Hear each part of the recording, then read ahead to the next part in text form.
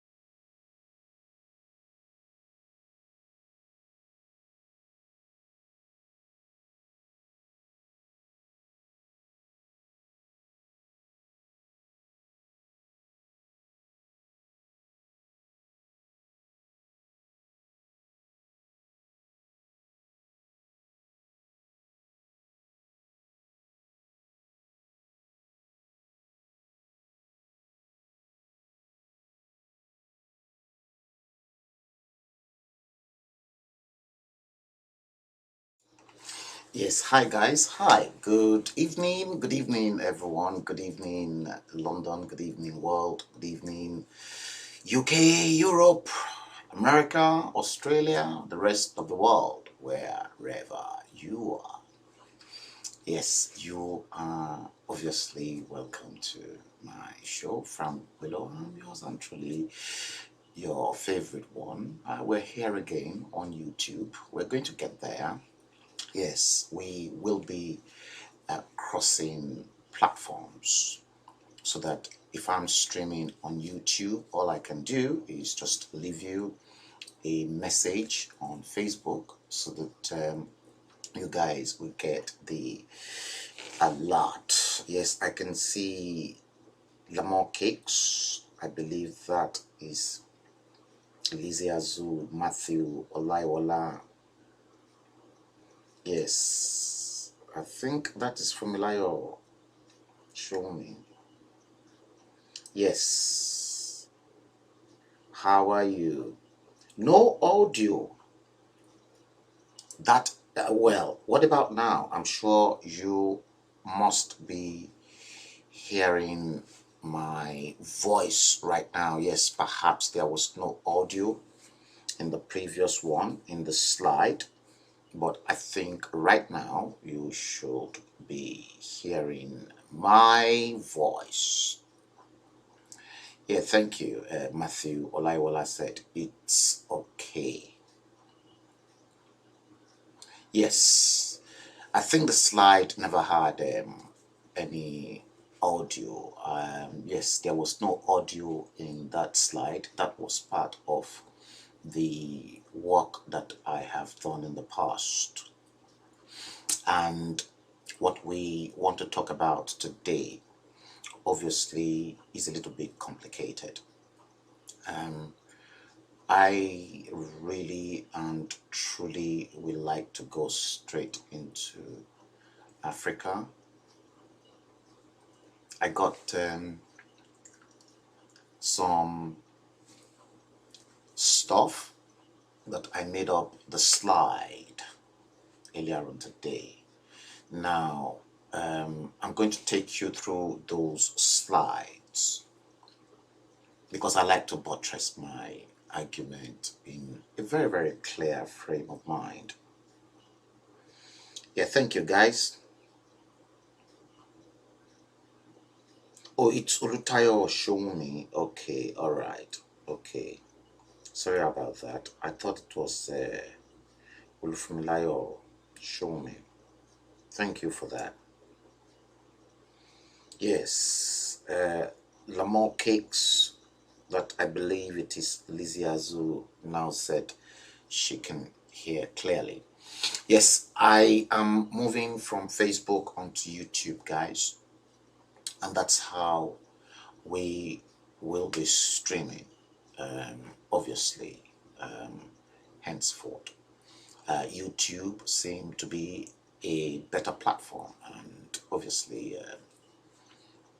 although the reach is far more higher, but we're talking about, Facebook infringing on certain rights. YouTube is owned by Google. Google, I believe, is owned by NASA. So the platform is quite good. Okay, guys, we will be going straight into Africa. I'm going to show some clips.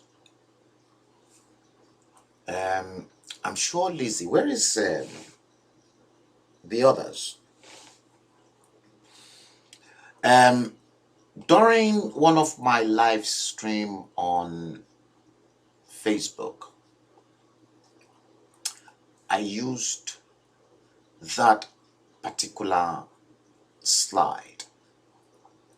Now, in case I bring in the slide and you obviously cannot hear my voice, so that means I will have to bring in, I think, the broadcast software, because it was upgraded as well. So I think there were some changes that were made. So if I show it, if the mixer is not indicating that my voice is being picked, then I'll have to bring in the sound into literally each and every of the slide. Thank you, guys. Now we want to talk about this. Let me first of all show you this particular clip. Some of you saw it before. Not that one. Some of you saw this clip before. This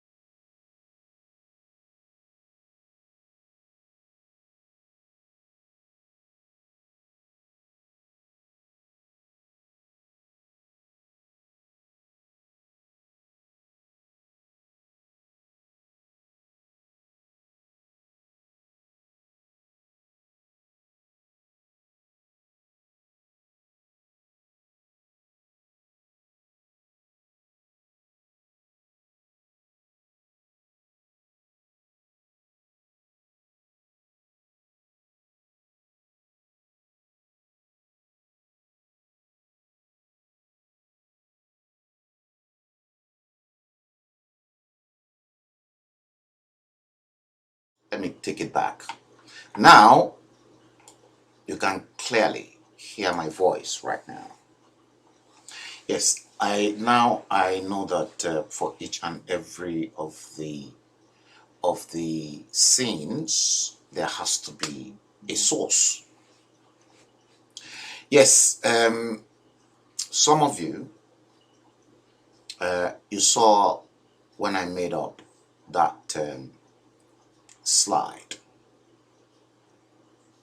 in one of the few last presentation, and I termed this Africa the dark continent. I made this up, and you can clearly see some of the problems that's bedeviled Africa for a long time. Maureen Hink.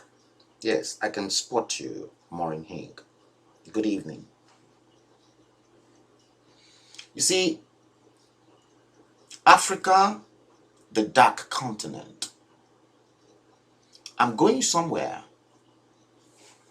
and that area that I am definitely going is something that will open up your eyes. Why have I painted Africa? Some people might say, oh, but you are an African, Frank. You shouldn't be painting Africa that way. Yes, a lot will say that why am I painting Africa this way? And that at the end of the day, I am one of you. Iberechuku Mwadike, good evening. Yeah, I can see most of you right in front of me. Right. Now, you've seen that. Now, let me show you this one. This next one. Look at this. You can see that. What can you see? I once showed a few people this particular map, the globe. You can obviously see our world that science made us believe is called planet Earth. The Earth.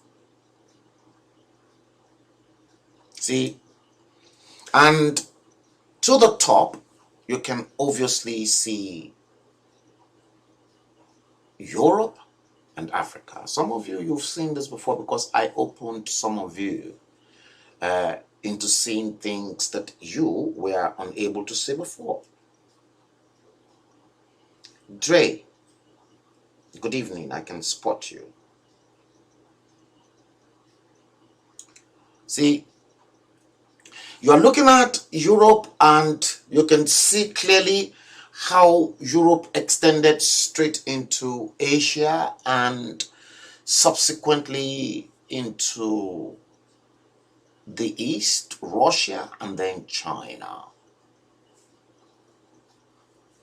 And then you are obviously looking at Africa.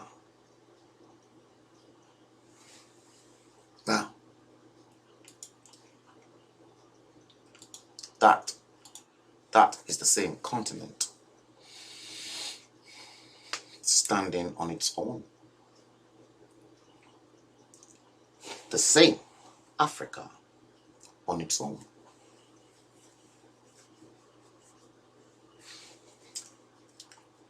Let's take this. I asked one particular question in this one. What can you see? Some of you, yes, you've gone through this with me before. Yeah, you've gone through it. What can you see?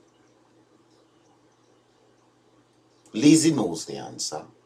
Perhaps Dre knows the answer. Maureen Hink probably was in the same chat room, so she's probably aware of the answer. Now, I'm going to do this for you to see more of what I want you to see. I'm going to magnify this map and I want you to see something. Okay? This map I've just magnified.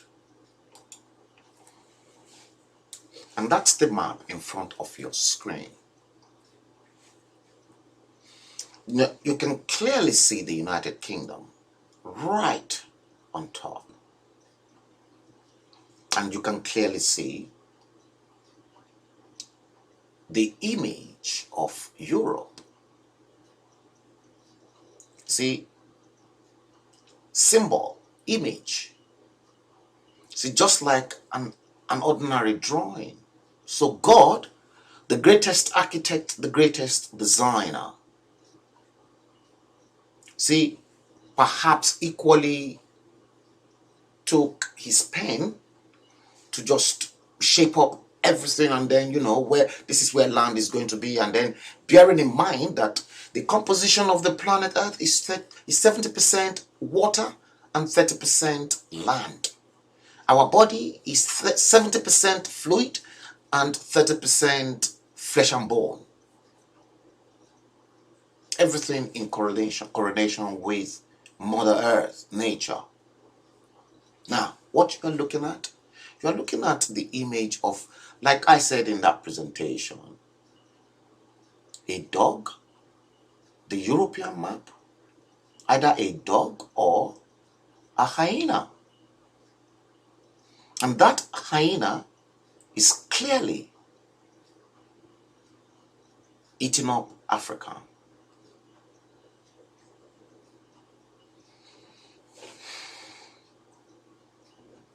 A lot of people, they've never seen Europe this way.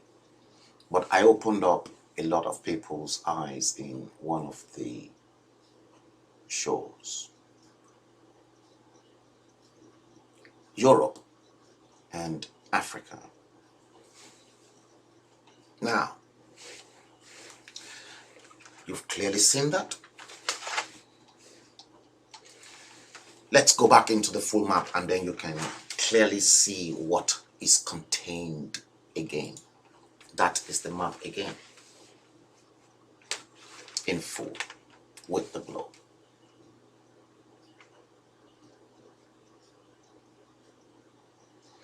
Yeah, Maxi Ogbona, Ishola Olalekan, good evening. Good evening to you all, guys.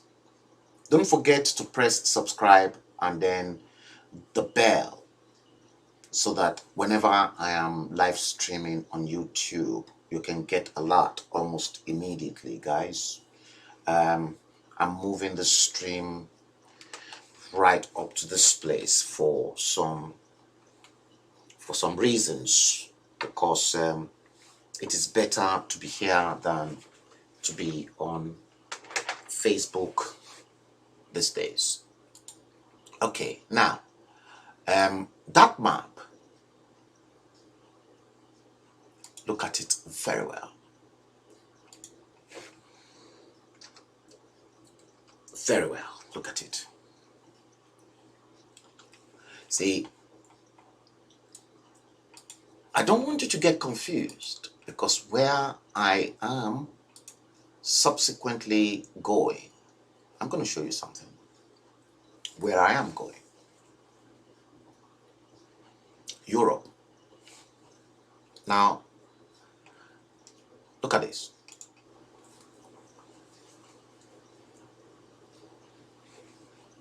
Now, this illustration that you are looking at in front of your screen, this was the Berlin Conference of 15 November 1884, 136 years ago. The Berlin Conference. And this Berlin Conference, unfortunately, was the place that Africa was dissected by they were superpowers at the time. This was where Africa was completely dissected 136 years ago. If we apply our knowledge in numerology and then convert the 136 years into code, 1 plus 3 plus 6 will give us 10, and 1 plus 0 equals 1. And that 1, for those of you who's been with me for a while from Facebook era, that number is God's number.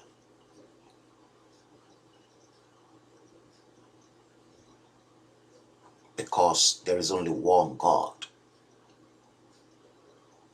Could this mean that what happened 136 years ago in the scramble for Africa in 1884 is about to play back itself? You can see them, all of them, dissecting Africa on the dining table. Now, 136 years ago created a lot of frictions, to which, let me show you this. You can clearly see this next one. Africa on the left, that period when this one, 1884, the Berlin Conference, you can see Africa clearly.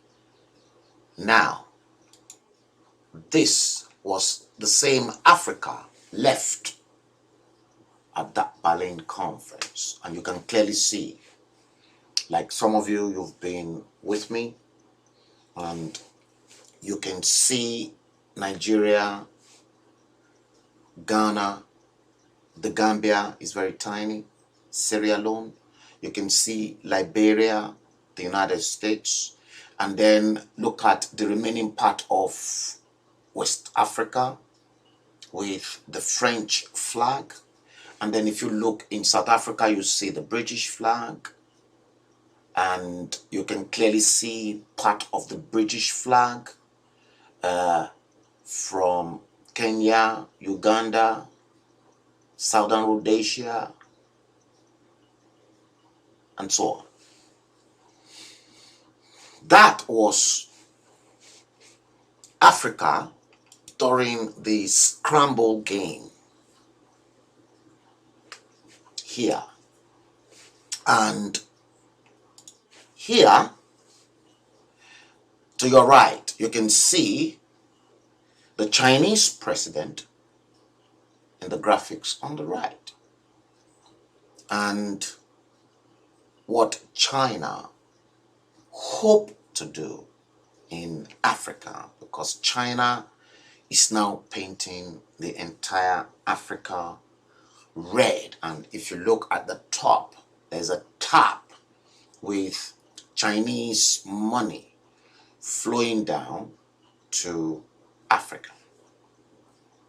Now, when you see those big yellow circles, the bigger the circle, the bigger the amount of money that China pumped into that country. Yeah, Ife Nkem Mwobodo. Good evening. This is taking us somewhere. Okay? It is taking us somewhere. Now, this next one, I'm going to bring in the audio source as well, so that we get sound. Now I know why. So now this next one that I'm going to show you, this one, yeah, this one, yeah, this particular one, you can see that this is the race. Now, this is the race currently, and this race, I want you to listen to this, because this will interest you very, very well. Listen to this. Today we'll talk about Africa, once seen by Europe as the antithesis of civilization, the heart of darkness, in the words of a certain Joseph Conrad. Centuries later, Africa remains ignored. It makes news for its conflicts, poverty, and exoticism. For the longest time, the world saw it as a lost cause. Then one country saw opportunity, and thus began a new race for Africa, not very different from the scramble of the 19th century when colonial Britain and France wanted raw materials, slaves, and geopolitical influence. Now, in the 21st century, global powers are in more or less the same race. China, the United States, India, the European Union, Japan, Israel, Canada, all of these countries are in the race for Africa. And one country is emerging as the clear winner. Hello and welcome to Gravitas Plus. I'm Palki Sharma Upadhyay, and this is Africa, a continent of 54 sovereign states, 17% of the world's population, 9.6% of the global oil output, 90% of the world's platinum supply, 90% of the world's cobalt supply, half of the world's gold supply, two-thirds of the world's manganese, 35% of the world's uranium, 75% of the world's coltan, and 54 votes in the United Nations General Assembly. This is what makes Africa so attractive and makes the continent a battleground for global powers. There are numerous fronts: investment and infrastructure, military power, diplomacy, soft power, trade, geopolitics. Every country has its own interest in Africa. In 2016, Israel began its scramble for the continent. Benjamin Netanyahu became the first Israeli prime minister to visit Africa in 50 years. What did he want? What did he want? What? What did Benjamin Netanyahu want? The race for Africa, 134 odd years. You can clearly see that. Canada, the United States, the European Union, Israel, India, China, and guess what? Japan.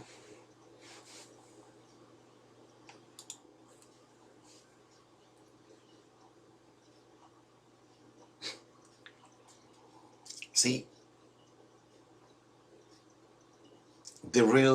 when I made it known to some people that the real battle is Africa,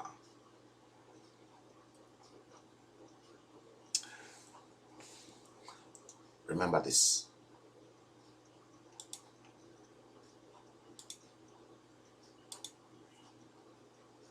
That one.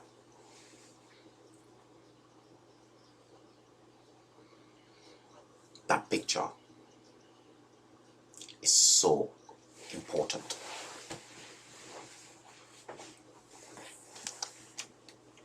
So important that you can clearly see Europe over Africa.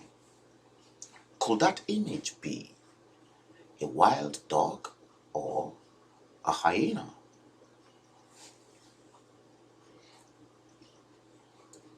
See,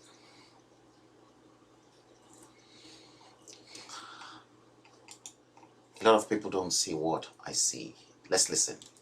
Votes in favor of Israel and against Palestine in the United Nations resolutions. Africa and Israel share similar histories, he said. Israel went on to sponsor solar, water, and agricultural technologies. That's right. In the same year, 2016, Senegal co-sponsored a UN resolution. It condemned the construction of illegal Jewish settlements in the West Bank. Gaza. What did Israel do? Come on. It cancelled the Mashav drip irrigation project. Straight away. This is just one example. Here's another one. The European Union has pledged more than $54 billion in sustainable investment. More than $54 billion. Sustainable investment. Where are this money going in Africa? See, the money goes straight into the pockets of those rogue leaders. See, there is nothing called free lunch. Nothing called free lunch. For Europe to want to invest into Africa such staggering amount of money, combined with what China is already pumping, they're not doing that for fun. They're not. Listen to this. For Africa. What does the EU want? Access to the African market of 1.3 billion people. That is exactly what the European Union wants. They're not just pumping that money into Africa for the sake of pumping.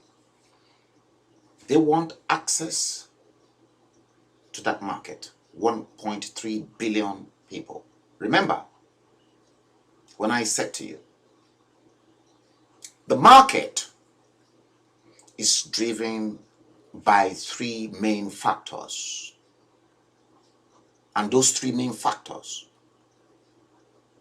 is to control land, resources, and people.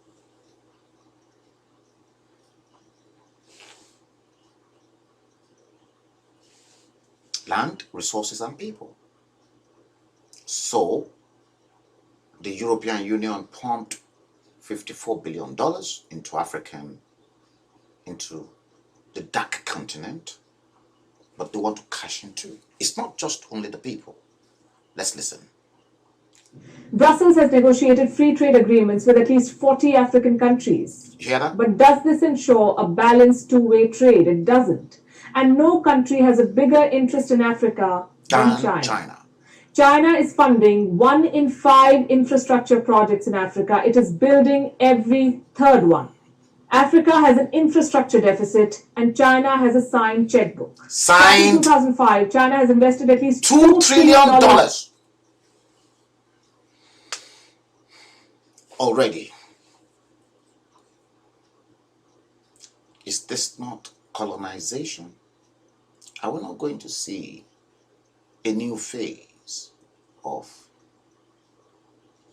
another scramble on the African soil? But all your leaders, they're not smart. They don't know how to play the smart game too. Let's listen. In Africa, it built 6,200 kilometers of railways. The Chinese, including the continent's longest railway line connecting Ethiopia and Djibouti. Djibouti. Beijing has also built the African Union headquarters in Addis Ababa. What?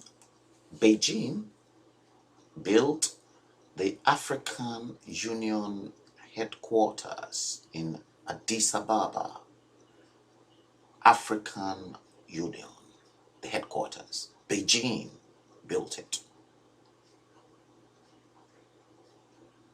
What does that mean? Beijing wants to control African leaders from China. There's nothing called free lunch. If you think there is something called free lunch, you are wasting your time, you know.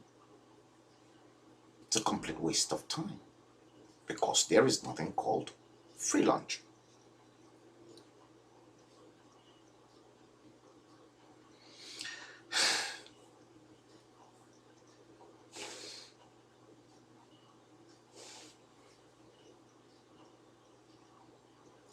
Dre said, Mugbe, everyone is just milking that continent called Africa. Yeah, there's nothing called free lunch. No. But China knows the black race are, should I use the word cursed, and that they don't even love their own people. And the fact that they don't know what the word love really means. Based on your history from slave trade to colonization, China is now able to penetrate into Africa because China knows that greed and corruption is the bane of the African problem, which is why Africa is described up till today as the dark continent, basically. That is why. That is basically reason Africa will remain a dark continent and nothing can work in Africa. I'm going to prove to you some things today. Now, Let's listen. Listen to that. Does China get in return? A lot. Geopolitical influence to start with. Yes. Beijing is selling its culture, its currency. In Guinea-Bissau, exit signs are written in Mandarin. See? China has established at least 50 Confucius institutes across 33 countries. Several African countries use Chinese currency. China also gets a strategic overseas base. In 2017, China built its first overseas base at the Horn of Africa, Djibouti to be specific. Djibouti connects the Mediterranean Sea to the Indian Ocean via the Suez Canal. They've got access to the base has the capacity to accommodate 10,000 troops. See? China also gets a market to dump its goods. That's right. China is Africa's largest trading partner. Chinese trade has increased 40-fold in the last 2 decades. Did I not say that it is all about control of land, the resources on the land, and then the people? See, you're going to hear something later on about India too, because India is equally in the new scramble for Africa. And India, at least, is older than Nigeria by about 13 years in terms of independence, when they got their own independence and when Nigeria got its own independence. India got their own independence in 1947. Nigeria got hers in 1960. 13 years difference. But India, what they've managed to do is to build based on education and technology, and then throwing the Holy Bible to the British. Embraced their education and technology.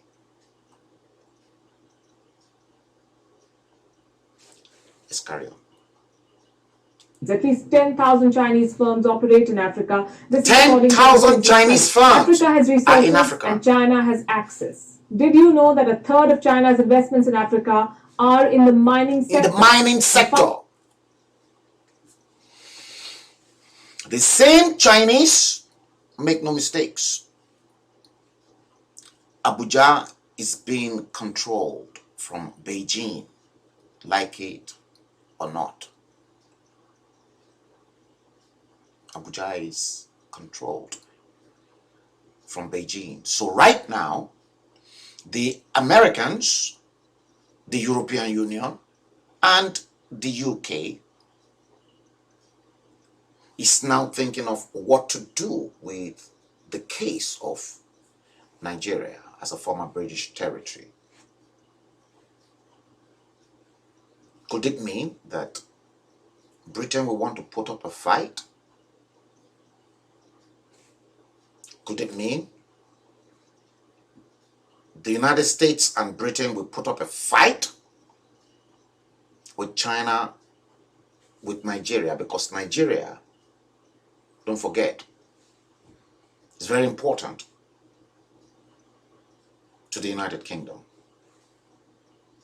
Nigeria is very important to the United States as well. And China is already there. And China is already remotely controlling Abuja from Beijing.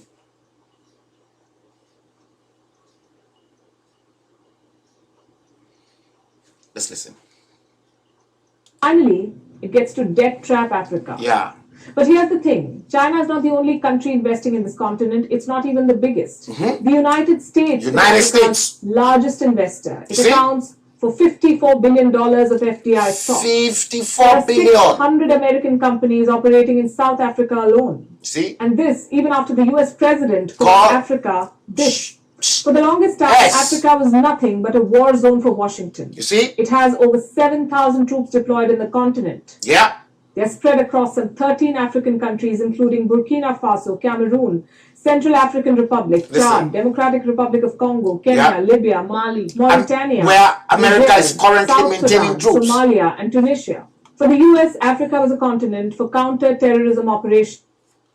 Did you hear that? America has got its own vested interest because American money is in Africa.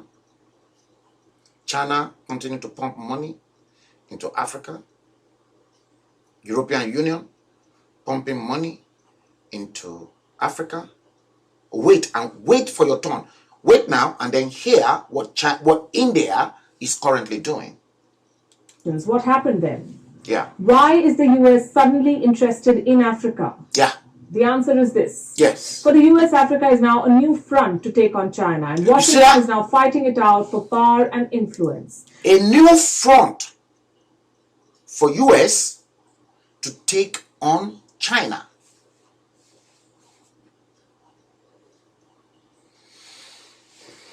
Very ideally, could this mean that if any problem should surface, is Africa going to be the battleground between the clash in the United States and in China? Will Africa be the battle? Is there going to be a head-on confrontation between China and the US? The battle of Africa. Could we start? Is the battle going to start from an economic front? If so, could that economic battle subsequently result in physical combat?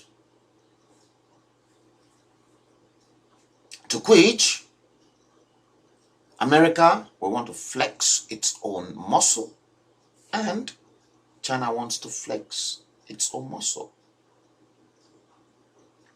Other players will come in. Many people are not looking at this. Let's listen. An article on the US State Department website reads, and I quote, Africa is the continent of the future. Thus we... Did you hear this? Did you hear that? Africa is the continent of what? The future.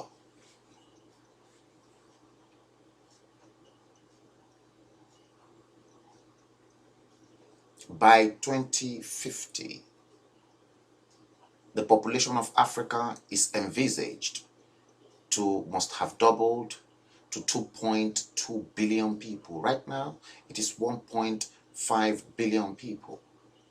Africa is the continent of the future, and the United States and the European Union need to make the most of these potentials.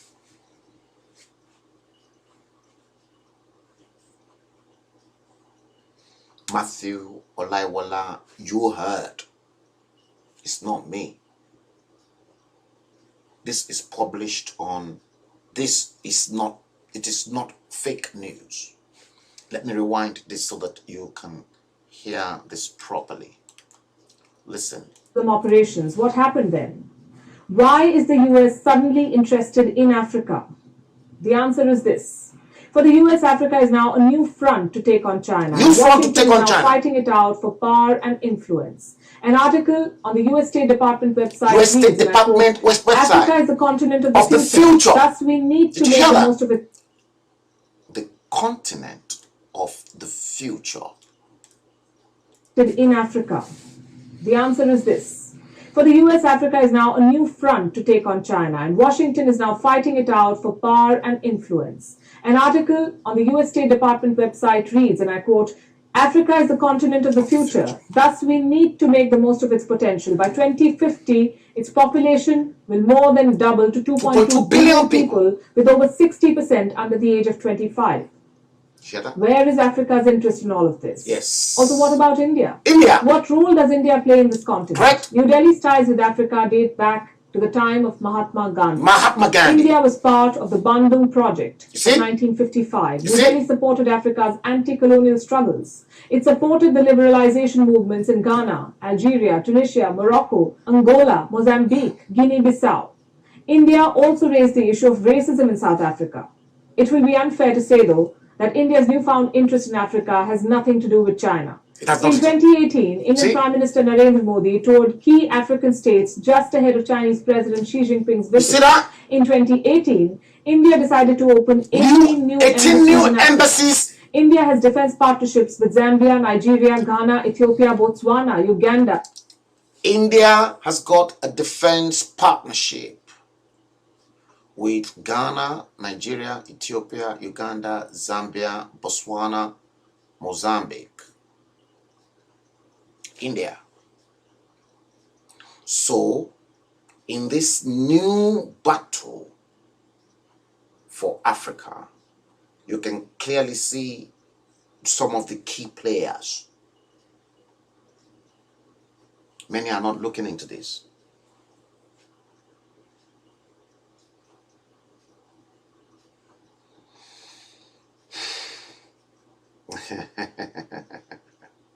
Now, I don't think, well, should we say Africa is, let's, you see, it is all about the new world order game. NWO is there. Let's listen to this. Mozambique and Namibia. New Delhi is currently training African military. Indian company Airtel is a dominant telecom firm in Africa. You all know Bati Airtel. Airtel dominates the entire continent in mobile phone. Remember, Bati Airtel used to be called, those days when I used to frequent Nigeria. They are all over Africa, just like MTN. And guess what? The biggest of their market in the entire Africa is where?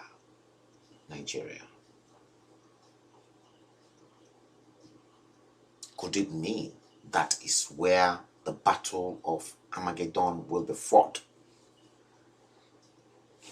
Let's carry on. Africa. New Delhi is offering 50,000 scholarships to African students.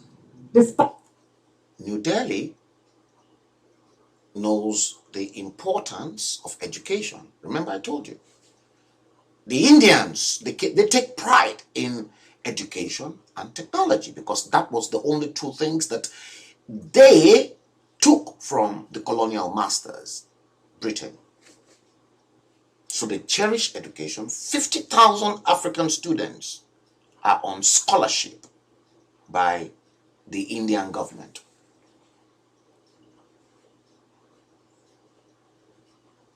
Those 50,000 that African leaders fail to educate, Indians took them on, and they always do that.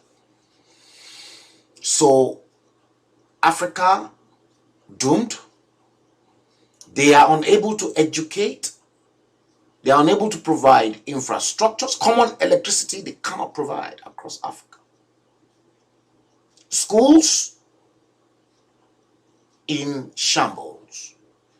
The health sector paralyzed. Road destroyed. Classic example. The nation you lot called the giant of Africa. The giant that is a Lilliputian now that Ghana can easily destroy its embassy, and they keep their mouth shut. They couldn't even talk. They couldn't even take any serious diplomatic action. Is that not shameful?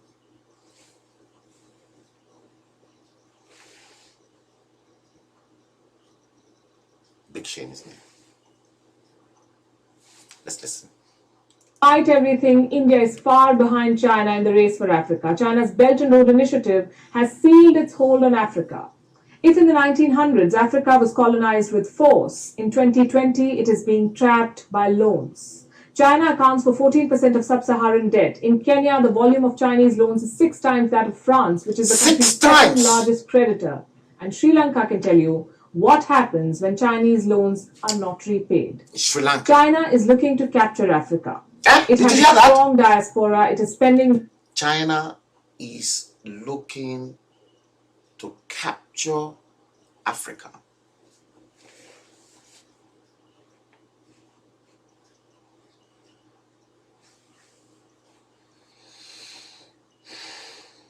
Yes, Paul Nog. Africa is a mess. It's a complete mess. Complete mess. I will assure you. Complete mess. It's a mess. Let's listen. Big money. It is selling its movies, culture, and currency. China extracts raw materials, it manufactures products with them, and sells them back to this continent. Does this remind you of something? What did the British do in India? In the 19th century, the rivalry between Britain and France fueled Africa's colonization. In the 21st century, the trade war between the United States and China is hastening the same. Just like the 19th century, there are numerous countries in the scramble for Africa, and just like the 19th century, there is nothing in it for Africa. Gravitas Plus, co-presented by... Did you hear that?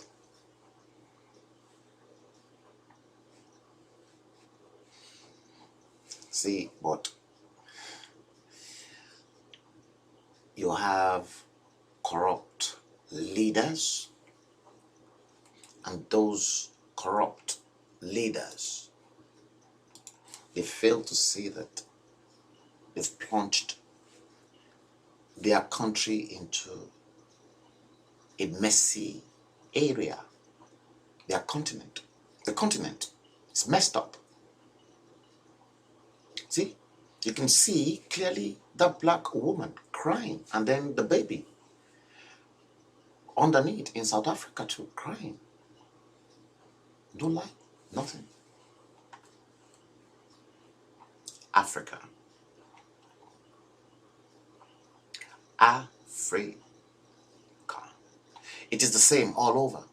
It does not matter, because black people, they hate themselves so much that they just don't understand where problem lies.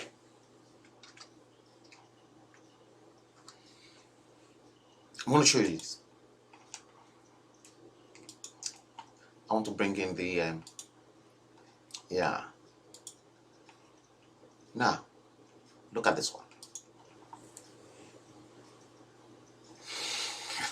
I was moved by this picture, so I made it up. See,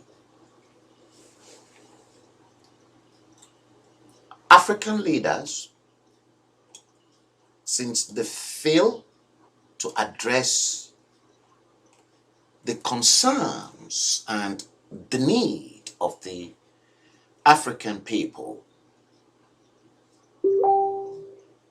see, it is such a shame that those leaders, they see Africans with, well, this guy, this little chap, you can see clearly that was polio. Now, it does not matter. All African leaders, they are all the same. This picture came from somewhere in East Africa. It does not matter. See, these leaders, they wrote off this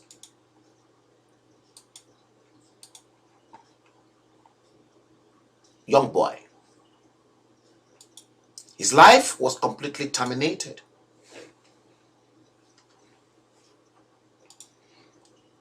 Did you hear that? Completely terminated.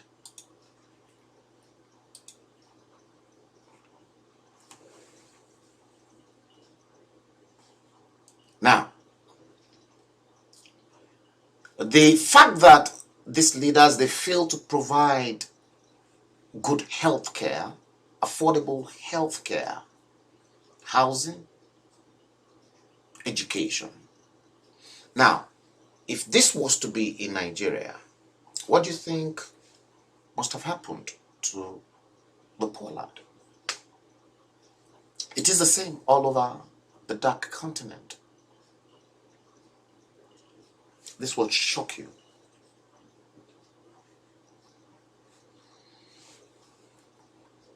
Now, look at this. The white people,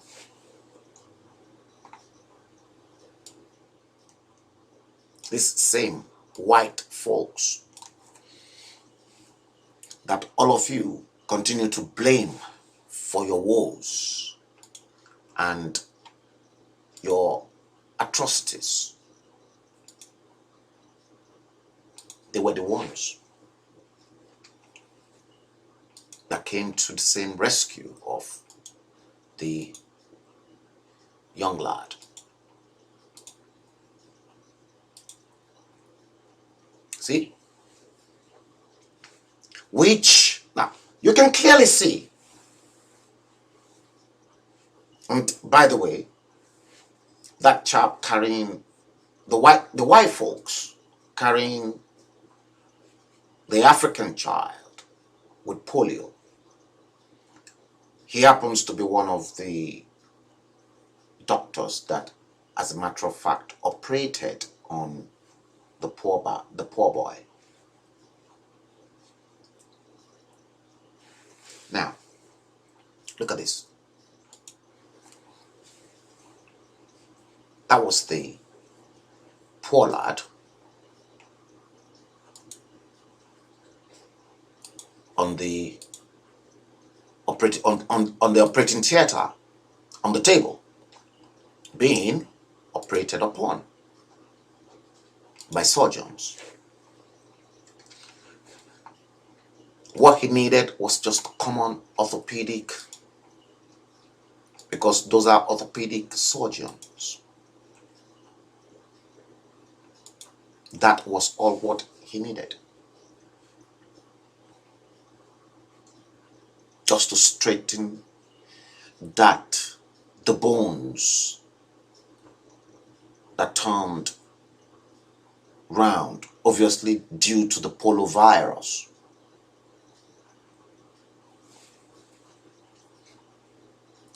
The white people,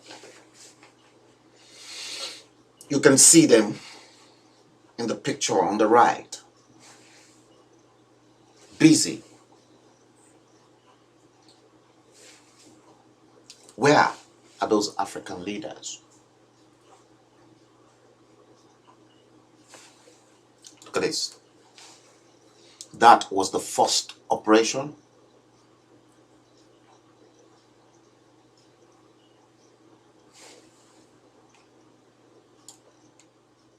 The first operation when his right leg was straightened out. Only heaven knows how many hours of operation these doctors, these surgeons, they've put up with. See, you will see something very soon. You will see something very, very shortly. It's such a shame that I'm having to continue to bring in the microphone. See, look at this one. See, the white people. That was the second leg, both legs, now operated upon. But make no mistakes, there are leaders in that part of East Africa that this boy resides. Mali, Good evening. That's right. You see that? I made all these slides up today, guys. See?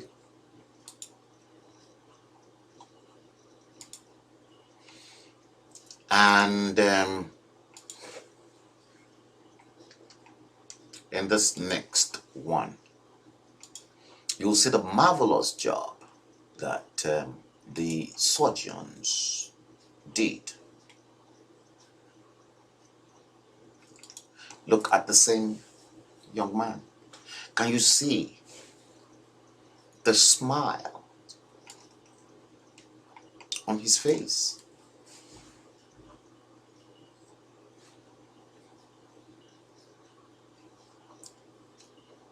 But the same Africans, out of their, should I say, ignorance or what?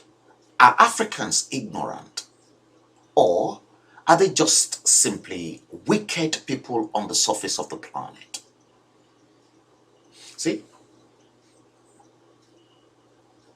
The whites that each and every one of you continue to accuse of your problems, that they are the root cause of your problem.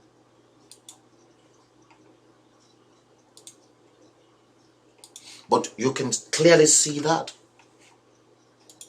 this young man has got president, they've got minister of health in that part of the world, in that East African country.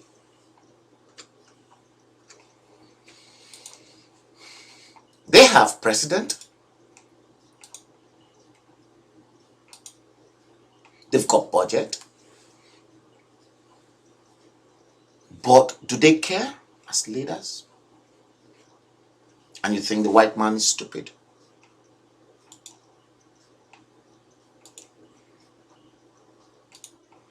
That is the same lad.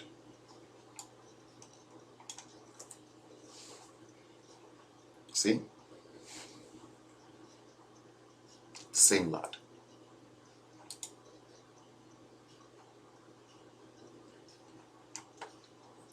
The same lad.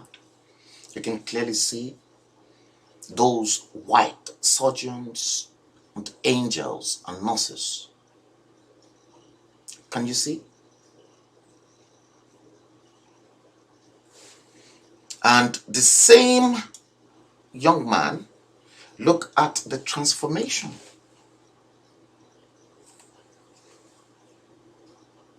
Look at the young man's transformation.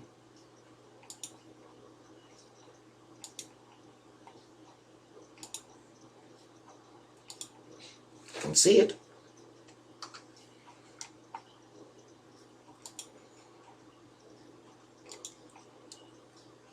What if those white people were not there? Look at, see, he was operated in that ship called Mercy Hospital. The ship travel round third world countries. Sail round third world countries.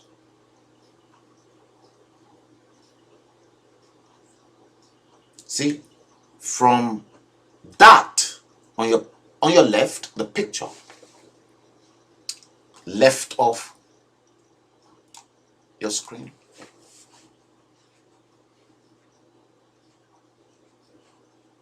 to the one on the right.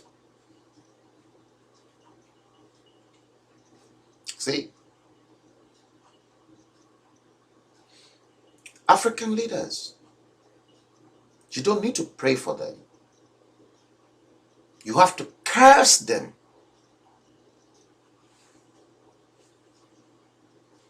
Now, Look at this picture, because this next picture that I'm going to show you, I personally took this picture in Nigeria, I think 11 or 12 odd years ago, this picture. See? The same thing that happened to this young boy is the same problem with this. This one is not a young man, old man. I took this picture in front of Barracks Police Station in Surulere, Western Avenue, Funshaw Williams. Well, it used to be Western Avenue when I was in Nigeria, but they changed it to Funshaw Williams Avenue. Obviously, after Funshaw Williams was killed. I took this picture and I had mercy, just like the sheep that operated that young man. This young man. I had mercy. Because all this guy does was to get himself onto that pedestrian overhead bridge in Barracks, and he sweeps that bridge.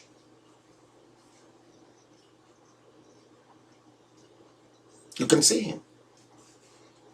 I took this man's picture and I had real mercy for him when I saw him in that condition. And on that day, I gave him a 5,000 naira.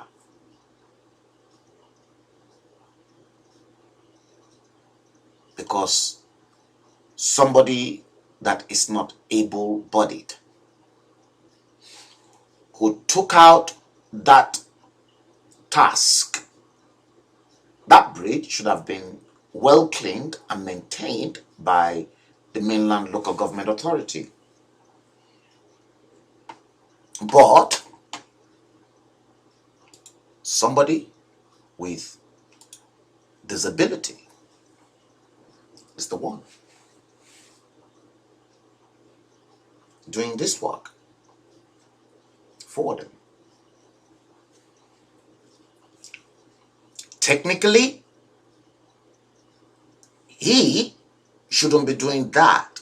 Had Nigeria put in place a social security measures to look after this kind of people,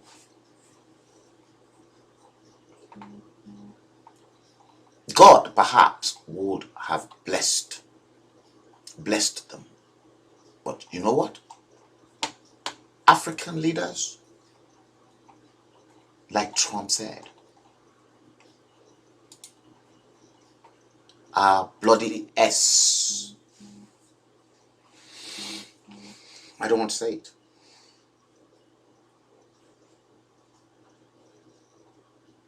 See? It is so sad. Completely sad. That after all the colonization, the hardship and everything, all those African leaders are bothered about is how to steal.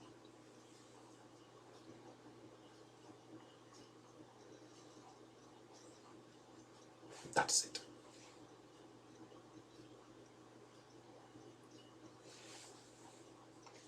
See?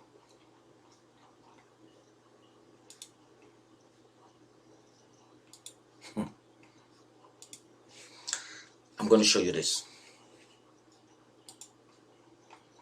I want you to listen to this very, very well.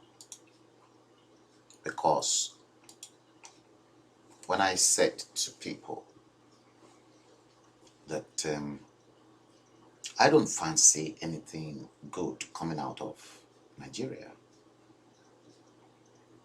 I'm not going to go into that agitation for the Ududua nation because that is really messy now.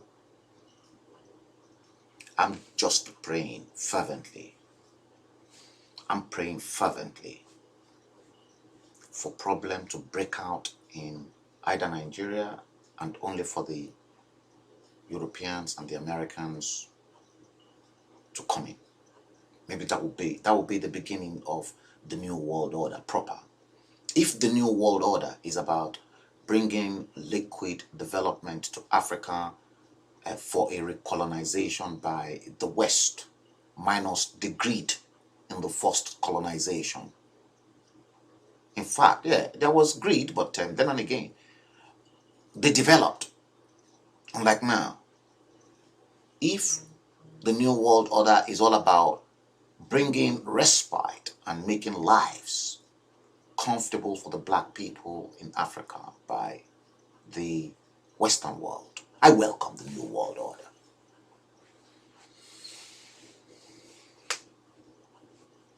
You heard me, and I mean it. Because for me, I've given up totally on the black race. The white man will not say it, because if a white man says that, they'll label the white man as a racist. But I am a black man, and I'm telling you, Lord.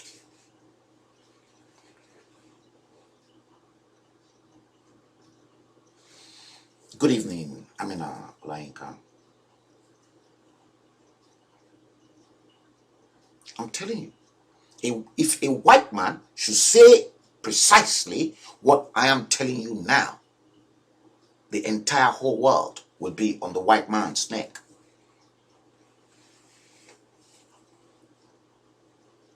I am the one saying it now.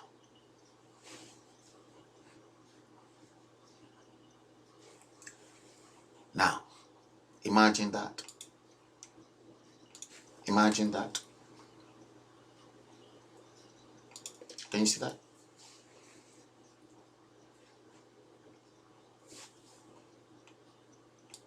If it is in the UK, that full-blown man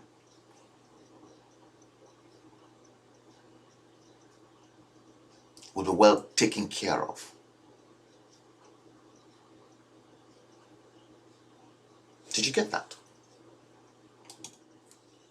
In the UK or the rest of the European Union, perhaps car companies like Ford,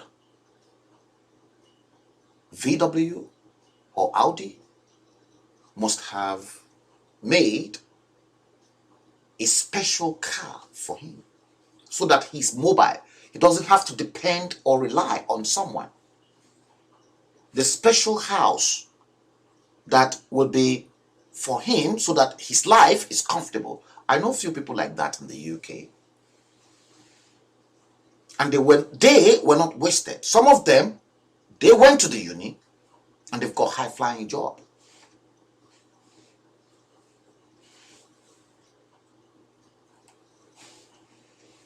And you continue to say, the white. No, I'm not going to say otherwise, because most of Africans, they don't know exactly what they are talking about, because most of them are mentally derailed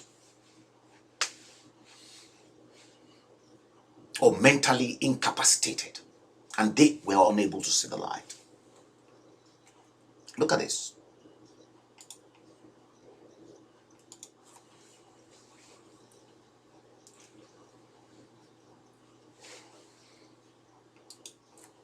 He had president.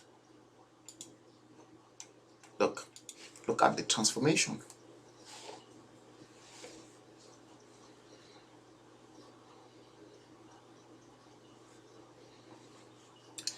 Dre,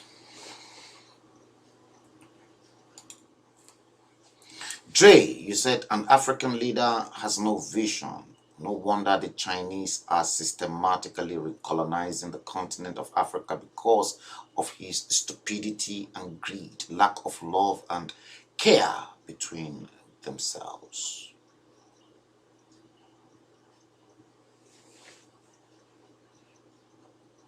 See?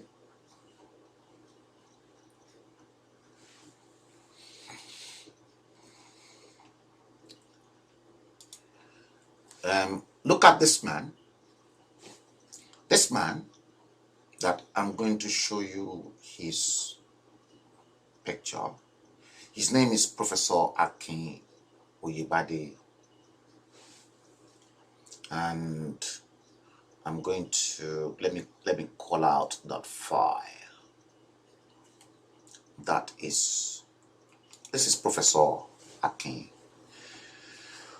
Oyebade. Listen to Professor Akin Oyebade, guys. Problems of Nigeria are well known. People have said that it is no longer a time for melancholy or for lamentations. But the fact of the situation is that at 1960, when we became independent, the countries that we were roughly at par with are countries like Singapore, like Malaysia. Did you get this? The countries that Nigeria's rate of development was on par with as at that time was Malaysia, Singapore. Let's listen to Professor Oyebade again. Listen. Problems of Nigeria are well known. People have said that it is no longer a time for melancholy or for lamentations. But the fact of the situation is that at 1960, when we became independent, the countries that we were roughly at par with are countries like Singapore, like Malaysia, to some extent, South Korea, have moved on. Singapore, Malaysia, India, to some extent, South Korea.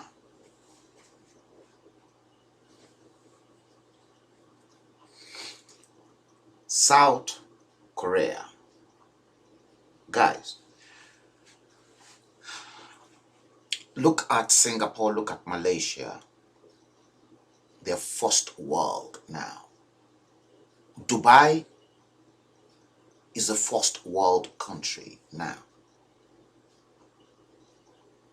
South Korea, first world. Let's listen. Much further beyond Nigeria. In fact, you remember in 1960, the University College Hospital in Ibadan was number 3 in the Commonwealth. I don't know where you want to classify UCH today. The emigration of our doctors from this country to the West and to the Middle East has ensured that we are not in the upper leagues of Medicare. We've not had any success story in terms of a vaccine for the virus that is ravaging the world. We still have malaria as a serious problem for Nigerians, despite the good work that the Institute of Medical Research has been doing. In education, well, maybe we have almost 180 universities. In numbers as they come, we give the impression that we've gone far, unlike the 2 universities that we had in 1960. But in terms of the quality of pedagogy, as well as the quality of our graduates, there are large question marks. Did you hear that?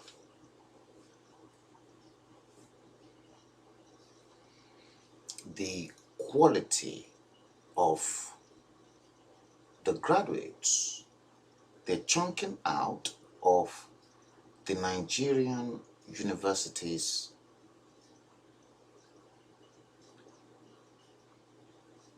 It's nothing to talk home about.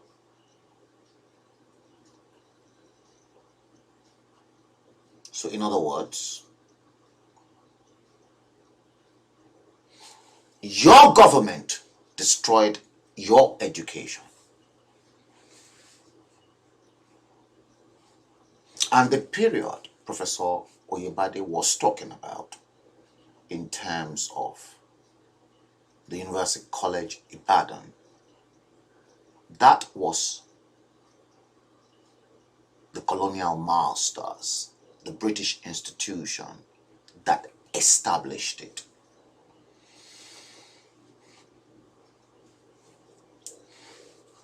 They gave you the education, they handed you technology, they built your institutions for you. Nigeria was beautiful then. And then suddenly, they destroyed everything. Let's listen. Whether we have actually progressed or we've regressed. Progress or The regressed? ASU has been on strike for more than 6 months now, and they have informed us that they are not ready to go back immediately, except what they consider as right measures are taken by government to salvage the situation. And many of the children of the ruling class no longer pursue higher education in Nigeria. They go abroad and study in the famous universities that we all know of, and come back, as it were, to lord it over their less fortunate compatriots. So that's education score. I don't want to sound like an Afro-pessimist, but I hear that we have a housing shortfall of about 18 million houses, and we still have slums in our cities, even Lagos that wants to be a mega city. Mega when you slum. see that we have no provision for sidewalks, and you see people just drifting side by side with yellow buses and what have you, it's just like a group of termites. Groups? There's no order, no rhythm. Groups of termite. Groups of termite. And those groups of termites are the African leaders, because they're termite. They destroyed completely the African people. See, Yomi Bakari said, SARS, S-A-R-S, SARS means State Armed Robbery Squad. Or that again is due to bad leadership. Imagine the Nigerian police force corrupt.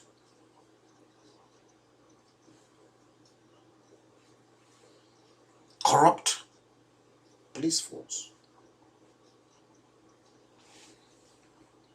Corrupt police force. Let's listen.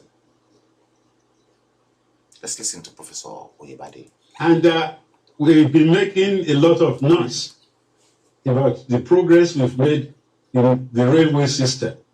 But I know that as a student in Europe, 40, 50 years ago, you could take a train from Moscow to Madrid and go from what was then known as Leningrad to London. Because despite the ideological divide in Europe, there was a lot of integration. The rail lines that we are putting up, I noticed there are no electricity connections. All the trains, rail, that China is building for you in Africa are junks. See, when Africa is the dark continent, China sees you as the stupid dark people. And as such, trains that are not fit for construction is what they're giving you. Locomotive trains, not electric. Where's the electricity to power your electric trains? And you have a minister of transportation who is boasting and who equally wants to go take extra loan from China. After all the initial loans ended up in their individual bank accounts in the United States and in London, HSBC.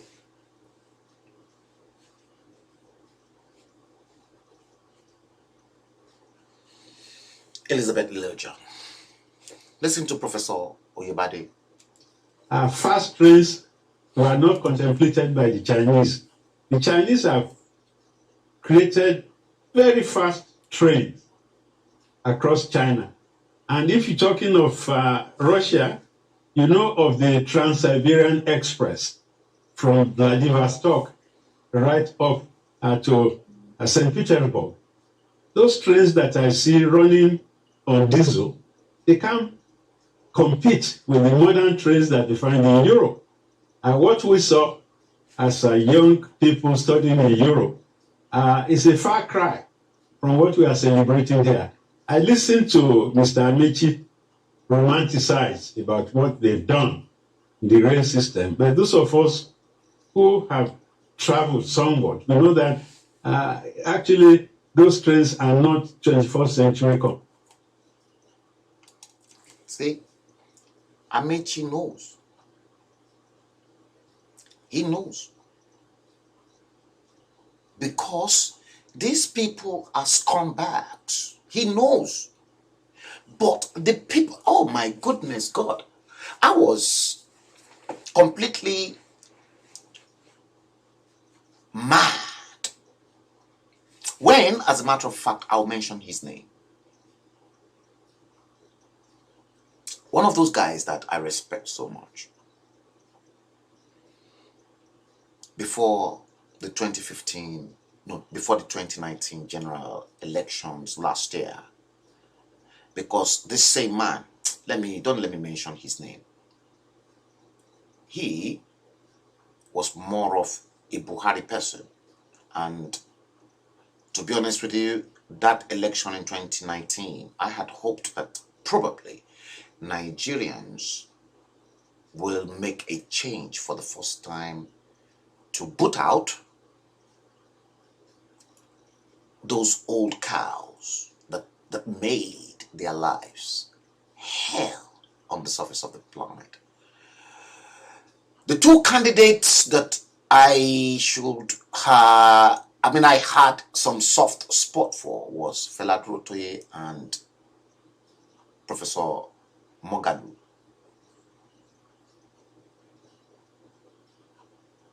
That was a clear choice in 2019 for me. Not Atiku, not that supposed GMB in latex and body doubles. I had hoped that Nigerians would at least, for the first time, effect a change in their ways and then get somebody that is completely off the radar of the old political schools and then settle for a new fresh blood to start all afresh. I want them to please not plunge Nigeria into another 60 years of misery. Nobody realized that they've been through 60 years of misery from 1959 right up to 2019, last year.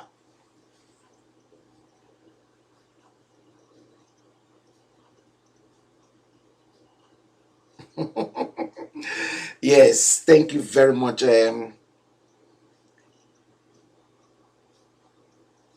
Ikenemechuku Osadebe. That friend was boasting to me that it was 4x4 satanic gesture that I should go drop myself inside River Thames if I am not happy, or dip myself inside the Atlantic Ocean. Yes. Oh, yes. You see, there were two of them, as a matter of fact. Two of them. See, I was flabbergasted that this year they're now complaining about the problems. That other friend was boasting to me that this is the first time that Buhari will complete a train project that passes through the back of his house, and he can quickly hop onto the train to Ibadan.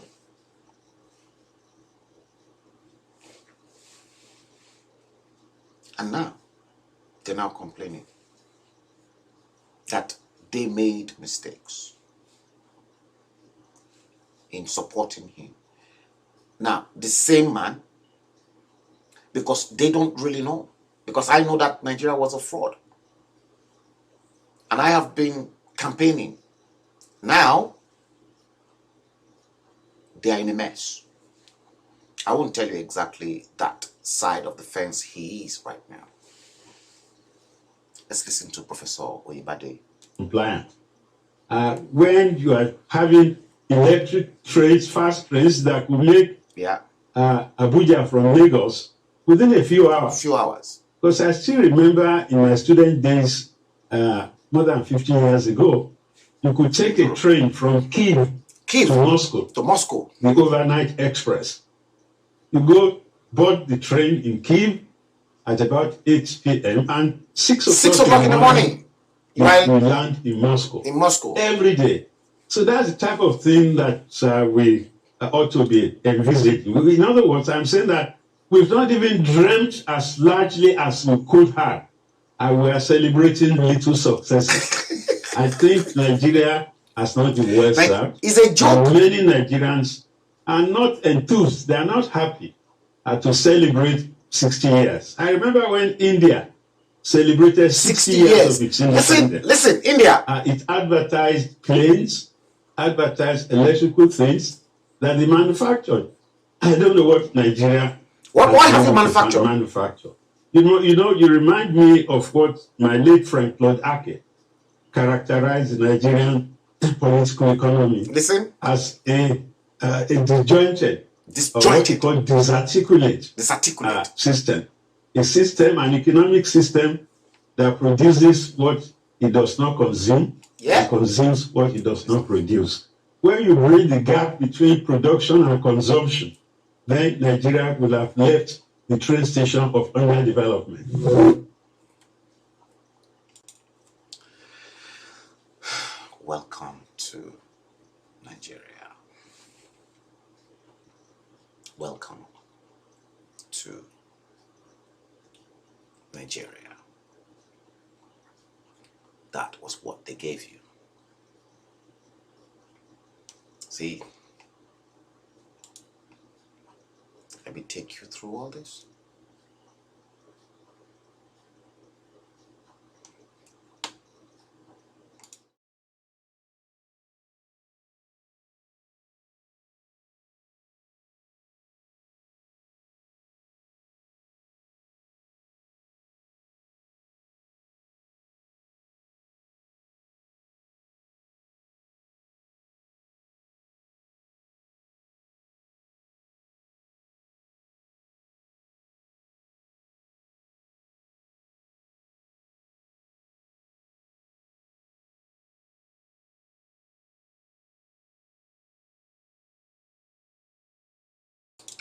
Who cursed you?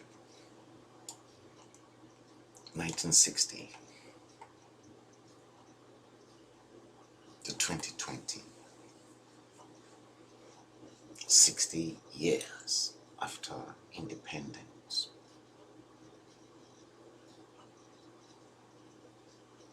Nothing to showcase.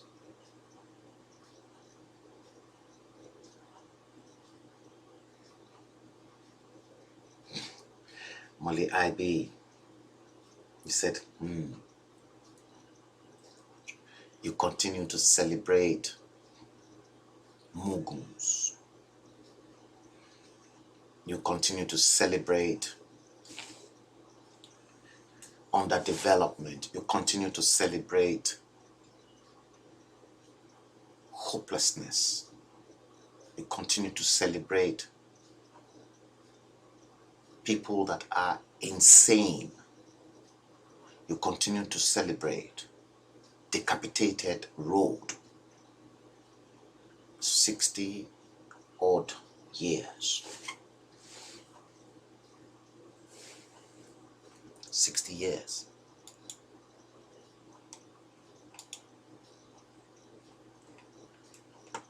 See?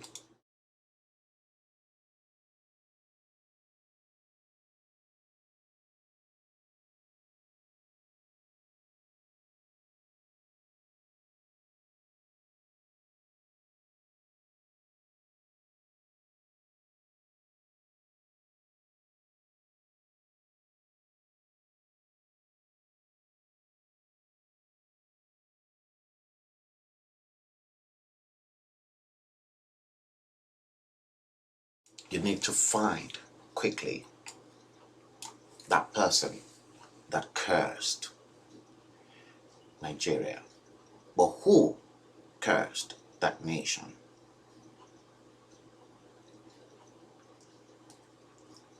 As for me,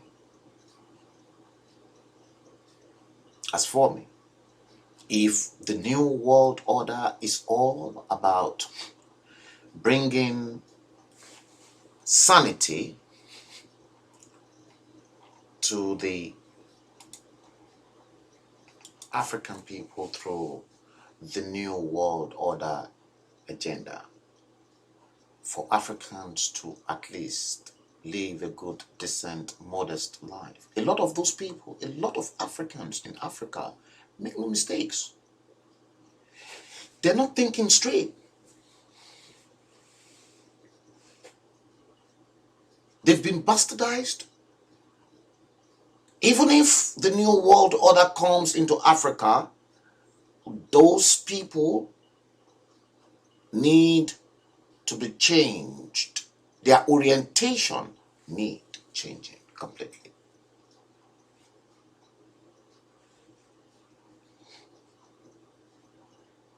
See,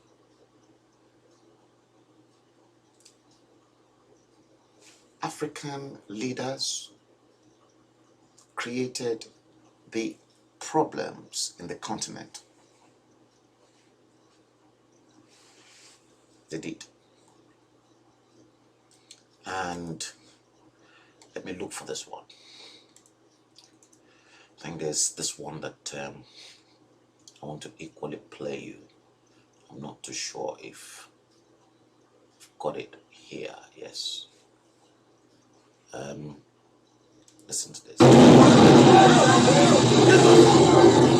The petroleum tanker was said to have been stopped for 2 days before it began to spill its content on the road. There were long queues of heavy-duty trucks on the expressway, which has become a yearly phenomenon, especially during the rainy season, due to the fact. This happens to be the failed portion, the failed portion of Benin Auchi Road that is a federal road in Nigeria that is owned by the federal government of Nigeria.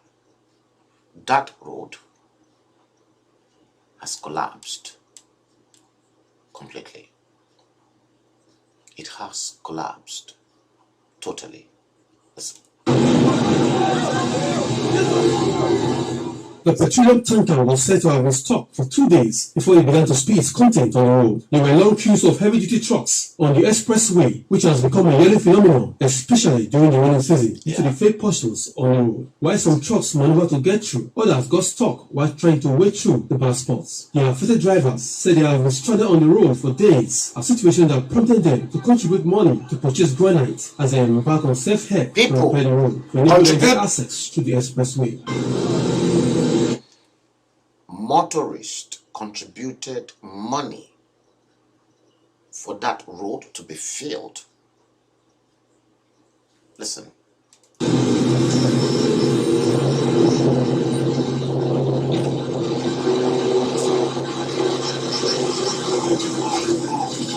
See? our drivers gather money, buy this stone now, put for here. They bought it 130,000 naira. 130,000 Yes, naira. per tipper. Now 2 tipper they did, as you can see. Inda ka je ma'aikaci ma yasa ke disa ka ce ka bada kuɗi kai baka ci abinci ba 500 1,000 ko ina dole ne mu muna shan wahala. Others who are familiar with the road wonder why it is taking government so long to tackle the problem. Just as some residents say the condition on the road has affected their business. This road has been blocked by trailers carrying petroleum product and other goods. See?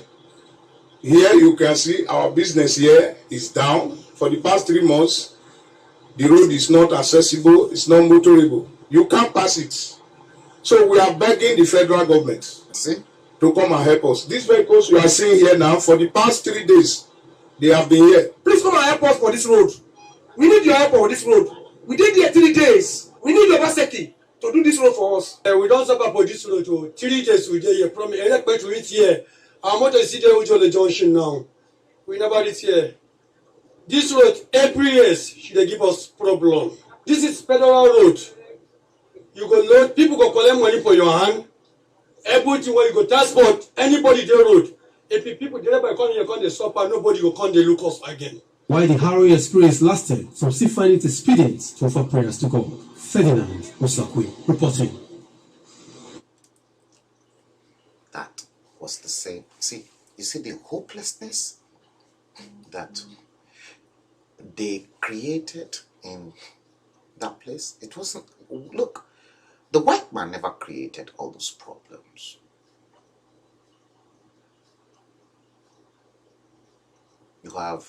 You've got Minister for Works. What about Mokwa Road? It's nothing to write home about. African leaders, they are the root cause of their own problem. Guys, let me say a very big thank you to each and every one of you. Matthew Olaiwala, yeah, I can spot you. Yes, Matthew Olaiwala said Nigeria is doomed.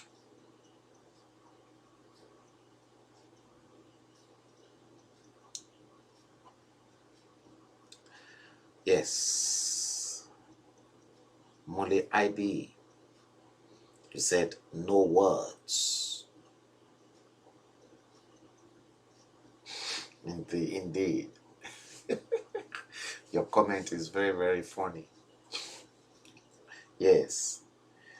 A country manufacturing kilishi meat for 33 years. Yeah.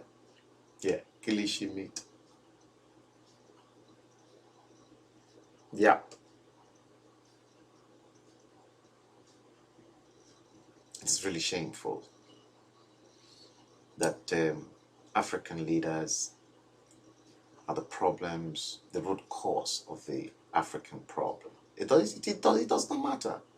The whole of the African continent is a dark continent. Guys, yes, another successful second full-time streaming on YouTube. I'm pretty sure that you have enjoyed the stream. I've been on for how many minutes now? Almost 2 hours of live stream. Everyone has behaved. Yes, maybe next time. Guys, I think what I'll indulge you to do is to at least click the subscribe button and then the bell button so that whenever I come live, you can always be alerted. I'm sure YouTube will send you a lot, so that's the beauty of streaming on YouTube, and I find it extremely convenient and comfortable. The quality of the broadcast is very good, and now that I know that each and every time I need to bring in my a voice source, so I'll try and yes, thank you, Molly. Thank you all. Yes, it is here now on YouTube and no other place. So I've ditched Facebook, but I'll be leaving you with notification to tell you when I'm on YouTube, but definitely no more Facebook for me. As from now, it is YouTube. Guys, thank you all for watching. We're going to stream again. Other stuff. I'm putting up some fantastic materials and stuff for you. You're going to enjoy the next stream. I'll be taking you through some other stuff, especially African politics and what's happening around the entire Africa. Take good care of yourselves, and we'll do it again. Thank you very much. Thanks for watching. Yes, I think you can actually share it as well on YouTube. Thank you. It's been a pleasure. Have a great evening and a great week. God bless you all. Goodbye.